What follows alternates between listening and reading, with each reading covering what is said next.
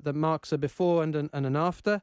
And James, you've chosen to highlight the importance of proper funding for the public service broadcaster in an opinion piece today, which kind of sets the tone for our conversation. But before we get into detail, how are you feeling? Good afternoon, Jonathan. Mixed emotions, as you can imagine, but always a pleasure to be here on Gibraltar Today, which is one of the programs that I'm proudest of, having launched over the last 3 years. It feels like the end of a chapter in a weird way, because I've already left once before. It feels like the end of a chapter again, and that's sort of, I think, confusing me a little bit. So yeah, bittersweet, but I think you pointed out in your introduction, looking forward to party tonight.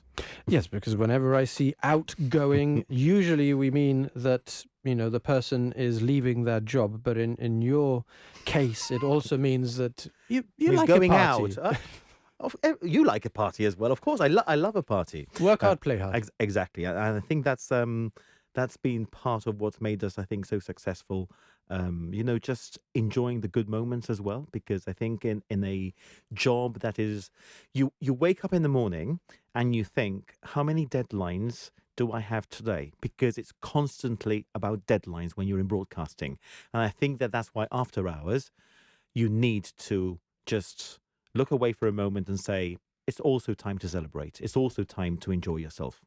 In your opinion piece, which people can read on our website, gbc.gi, if you've got the Gibraltar Chronicle newspaper, it's published there as well, you say that there is a call for defunding.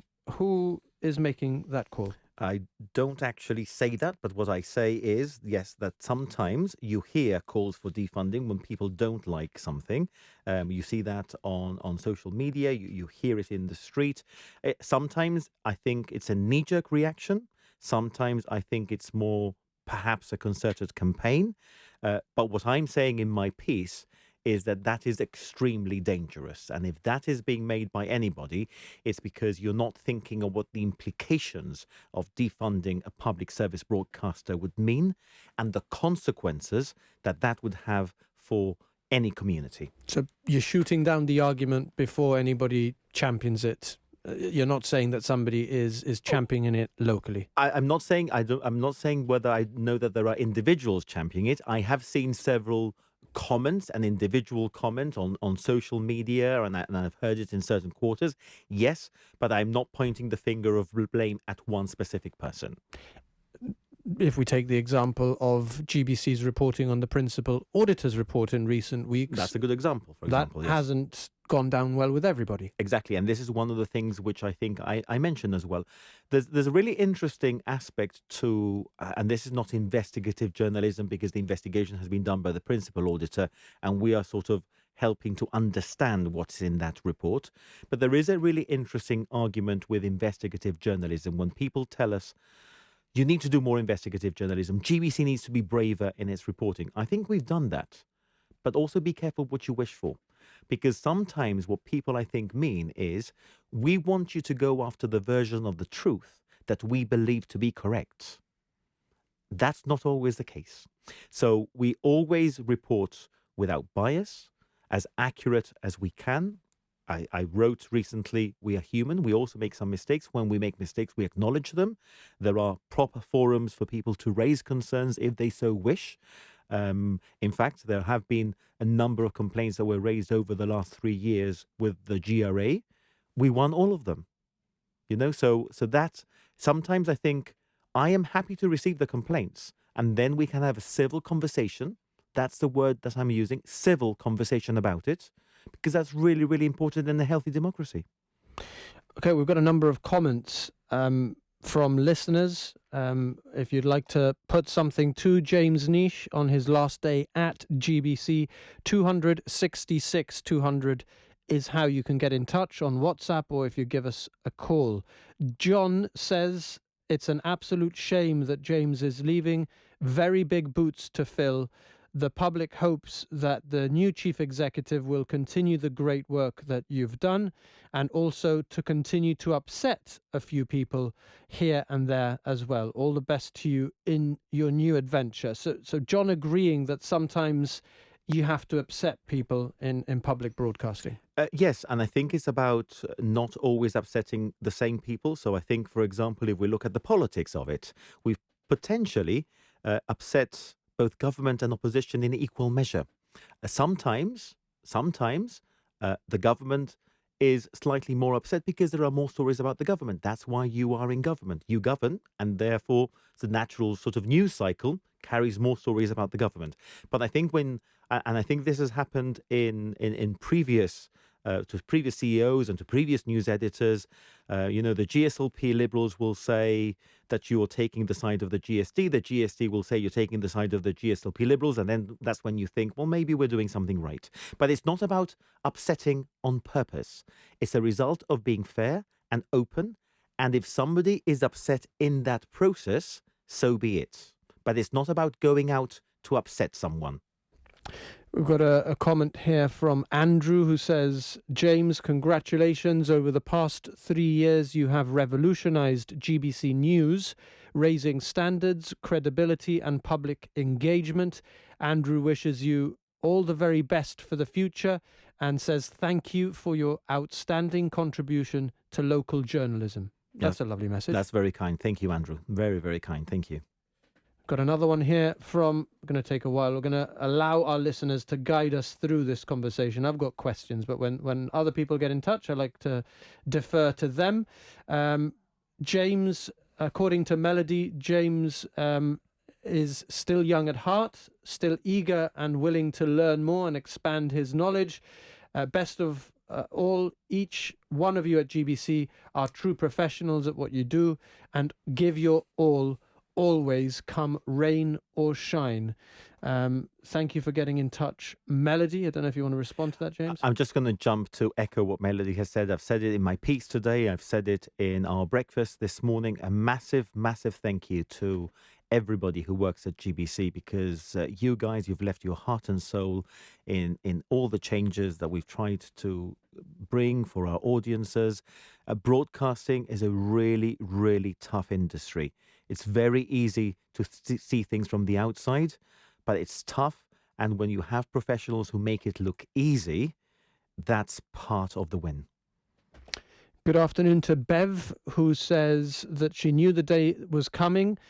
James's interest and support for GBC and for the community of Gibraltar are remarkable. You leave big shoes to fill. Good luck on what comes next. Can you tell us what comes next? Thank you very much, Bev. I can't tell you what comes next. I want to say, let me call it an adventure. Let me say that a holiday first, so time to relax for a bit, take a break. And I am looking, I'm always looking to see what's out there. I'm up for a challenge. I'm up for something exciting and interesting. I always said, and it's not a secret because I said it on Jib Talks, that sometimes opportunity knocks, and sometimes opportunity knocks when you make yourself available for that opportunity.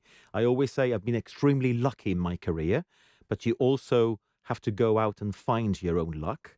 I don't have anything to go to at the moment, but in the spirit of conversations that we've been having recently, let me tell you, I am within kissing distance of a new opportunity. Treaty related or just borrowing treaty language? Just borrowing the language. All right. Here's a message for you, James, from Claire. James, thank you so much for looking after my father and my sister with their programs, and I wish you the best.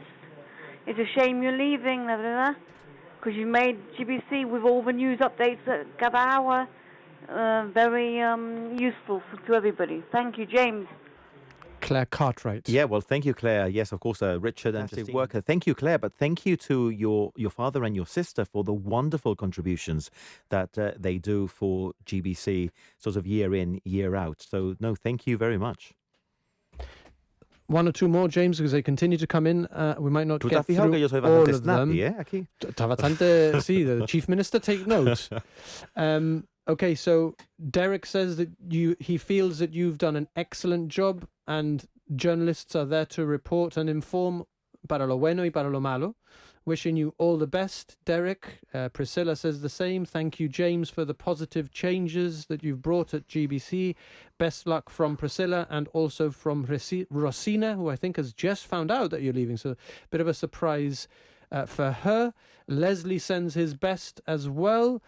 Job well done, he says. And Wilfred says, sorry to see you leave GBC. You've done a great job promoting local programs, and everybody wishing you the very best. I wanted... Can I just reply just very, very briefly before you ask your questions? Thank you to everybody who's written in. Thank you for all your lovely messages. They are extremely kind. I'd just like to say that perhaps, not everybody has agreed with everything that we've done. And that's absolutely fine as well. If we look at, for example, our audience satisfaction ratings, there is a 4% dissatisfaction rating. I think, any broadcaster would be really proud with that very, very low number. But GBC has tried to be for everybody, including those who may not be fans of our work. We're talking to James Neish, the outgoing GBC chief executive. It's his last day. You were chosen as Radio Gibraltar's breakfast morning hero on the breakfast show, morning hero on the breakfast show. Stefan and Claire called a second morning hero today. Abdul's girlfriend Jihan explained exactly what had happened, the terror that she felt when her partner jumped into the rough sea at La Caleta a few days ago to save two tourists who were being dragged out. I'm going to play you a short clip, and then I'm going to ask you about the role that Radio Gibraltar can play. Jihan passed the phone to her boyfriend Abdul. At one point she couldn't see him in the water and she feared the worst, but he managed to save two people. He spoke in broken Spanish and said this. Eso caso no piensa nada. Quería caso los hombres agua. Sí. Wow, qué cosa. Yo no pienso un segundo, porque no la primera vez. Ah, no me diga. La otro año que también a Caleta, pero no sé, me gusta ayudar a la gente. Abdul saying that he just wanted to, he likes helping people, and he saved two in what is a completely awe-inspiring story. So you're in good company as a morning hero. I certainly James. should not have been the morning hero this morning. He is the morning hero. It's people like him who make our community so much stronger. But he says something really interesting as well. I'm not going to compare myself with him. What he's done is really hero-worthy. But he says, le gusta ayudar a la gente. And I think that's what I walk away with. I think I've always tried to be fair to the staff. We've agreed on a lot of things. Sometimes we've disagreed. And that's been absolutely fine, as long as it's always been fair. And we've had some gate crashes aquí.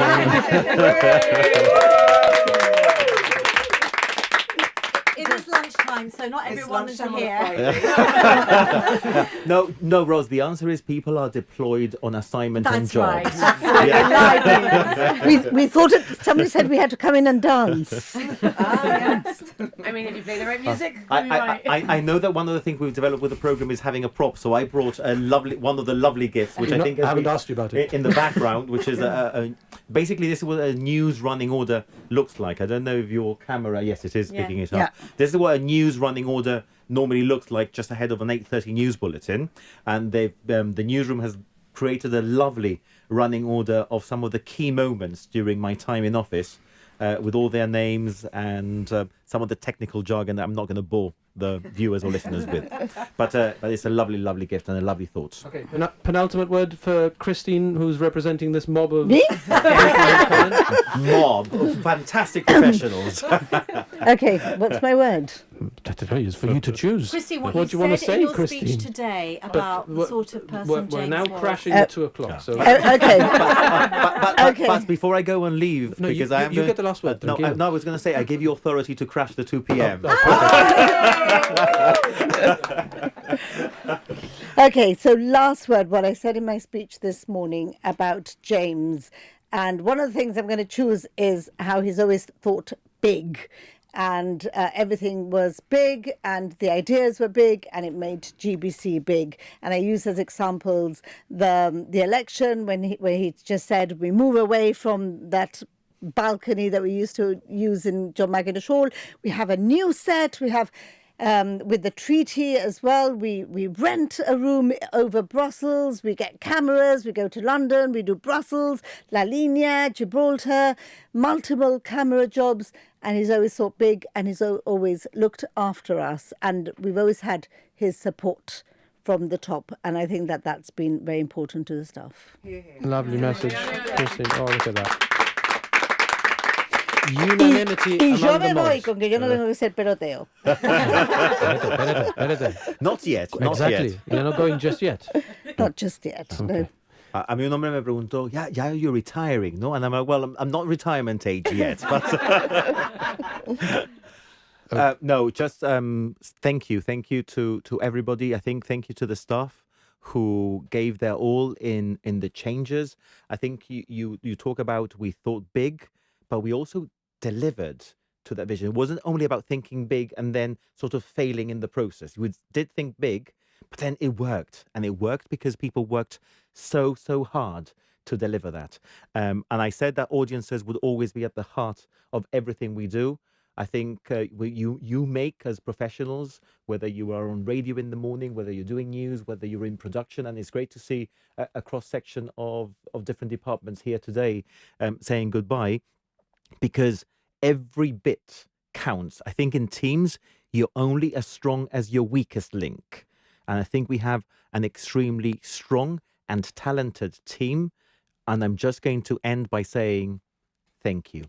Thank you, James. James. Oye, pena. Okay. Stay tuned. Difficult act to follow, but Ben Lynch is next. Gibraltar.